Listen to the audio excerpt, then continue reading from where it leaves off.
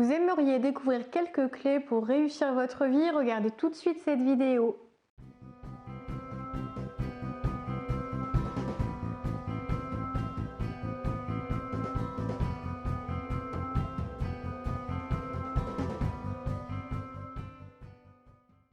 Bonjour à tous, je m'appelle Valérie Sauvage, je suis coach de vie, j'accompagne aussi bien les particuliers que les professionnels dans leurs projets. Envie peut-être de créer quelque chose, d'avoir une vie à la hauteur de vos espérances, regardez tout de suite quels sont les 4 conseils qui sauront vous être utiles.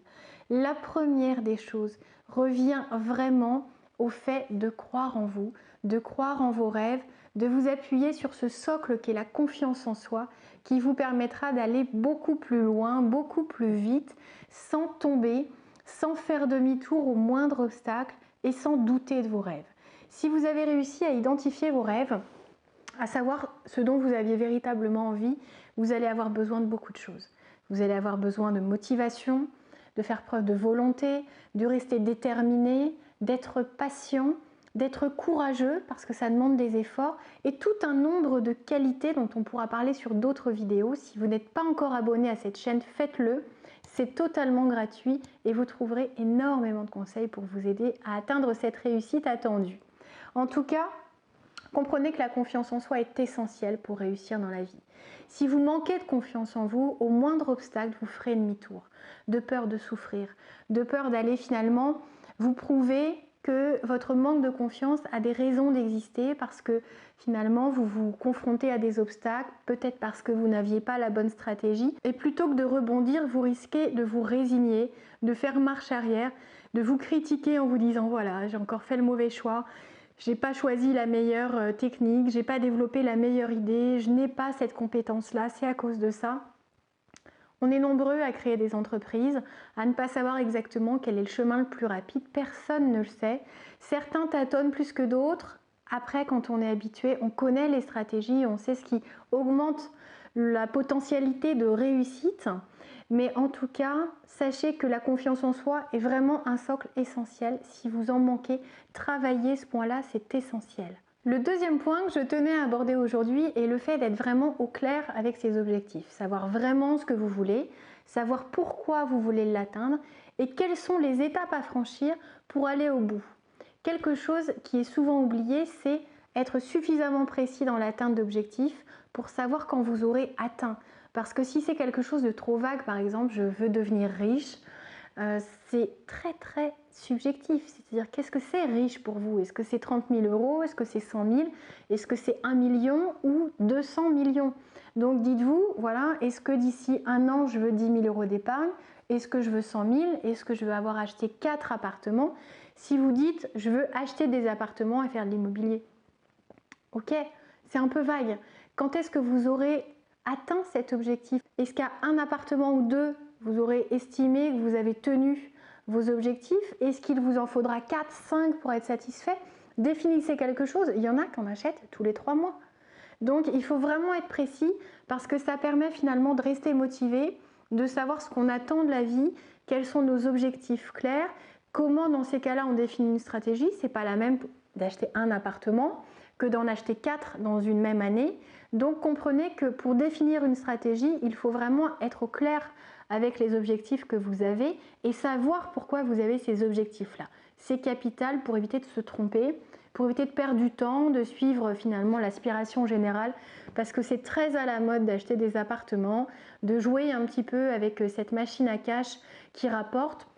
Il y a énormément de livres, énormément de formations qui sont vendues en ligne, donc ça attire de plus en plus de personnes. Donc soyez vraiment au clair, ça peut être très bien pour vous, mais il faut savoir pourquoi vous le faites et comment vous allez le faire.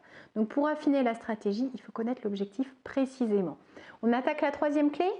Réussir sa vie passe par un équilibre permanent, c'est-à-dire que si vous surinvestissez un domaine, si vous négligez par exemple votre vie personnelle pour vous consacrer sur votre réussite financière, sur votre carrière professionnelle ou sur vos loisirs par exemple, vous allez créer un déséquilibre, une souffrance chez l'autre, chez votre conjoint, chez vos enfants si vous êtes parent. Vous allez finir par ressentir la culpabilité ou pas. Il y en a qui arrivent très bien à vivre sans culpabilité. Mais pour autant, si vous voulez vraiment réussir votre vie, il va vous falloir maintenir le mieux possible cet équilibre réussir finalement à dispatcher votre temps, votre attention dans chaque domaine. C'est-à-dire que vos amis sont importants, votre épanouissement personnel aussi, votre couple tout autant que votre famille. C'est-à-dire qu'il vaut mieux éviter d'oublier son conjoint, de se consacrer qu'à ses propres parents ou à ses enfants parce que l'autre se sent délaissé, se sent oublié et s'il vous arrive des bricoles, finalement, je ne vais pas dire que c'est de votre faute, mais un petit peu, parce que tout le monde sait qu'il faut accorder de l'attention à ses proches, à tous, pour qu'ils se sentent aimés, appréciés et qu'ils restent proches de vous.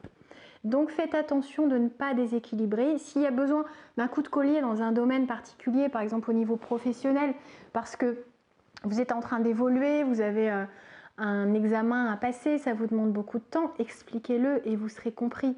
Simplement, ça ne vous empêche pas, sur le temps qu'il vous reste, d'essayer de mettre autant d'intentions positives pour vous intéresser à l'autre que possible.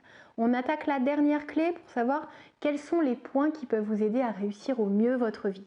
J'en viens sur le thème du regret. Beaucoup de personnes me disent finalement je ne sais pas si je vais réussir ma vie parce que j'ai déjà tellement de regrets. Alors ceux qui appartiennent au passé, on les laisse. Dans le passé, on se concentre sur le seul temps qui compte, le seul qui existe, le présent. C'est dans le présent que vous allez finalement créer votre vie. Ce qui s'est passé avant, vous n'avez plus de pouvoir dessus. Le pouvoir appartient au présent. Donc surinvestissez le présent. Comprenez que ce n'est pas en vous projetant sans arrêt dans l'avenir, sans rien concrétiser jour après jour, que vous allez réussir à atteindre vos objectifs, à réussir votre vie, être pleinement heureux, épanoui, riche, tout ce que vous voulez. En tout cas, focalisez-vous sur le présent. Focalisez-vous sur le fait de développer le moins de regrets possible.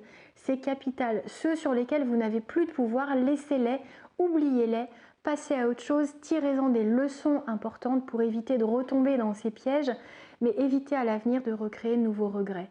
Et pour ça, il faut utiliser toutes les qualités dont je vous ai parlé, la persévérance, la patience, la motivation, le courage, tout ce qui va vous aider finalement à avancer. Maintenez cet équilibre pour ne pas vivre votre succès seul, isolé, abandonné de tous, parce que vous aurez oublié et négligé vos amis ou votre famille et que finalement vous profiterez peut-être de beaucoup d'argent, mais sans le partager avec ceux qui comptent. Donc n'oubliez jamais cet équilibre.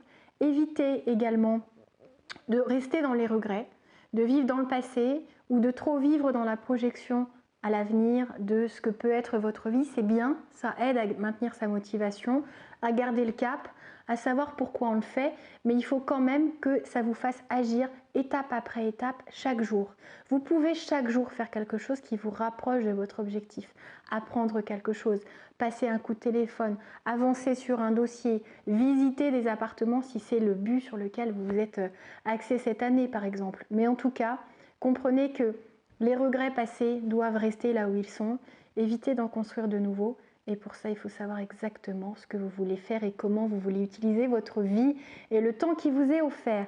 J'espère que ça saura vous inspirer, que vous verrez que finalement, tout ne repose pas sur la stratégie. L'équilibre est souvent un argument qui n'est pas mis en avant dans toutes ces vidéos que vous pouvez trouver sur Internet qui parlent de réussite. Si vous oubliez ce point important, vous risquez de le regretter vraiment. Je vous invite à me contacter pour qu'on fasse ce chemin ensemble, que je vous aide à affiner votre stratégie, à maintenir le cap, à gagner en énergie et en motivation pour enfin atteindre tous vos rêves. Vous me retrouvez dès à présent sur le site challengeyourself.fr. On se dit à très bientôt. Au revoir.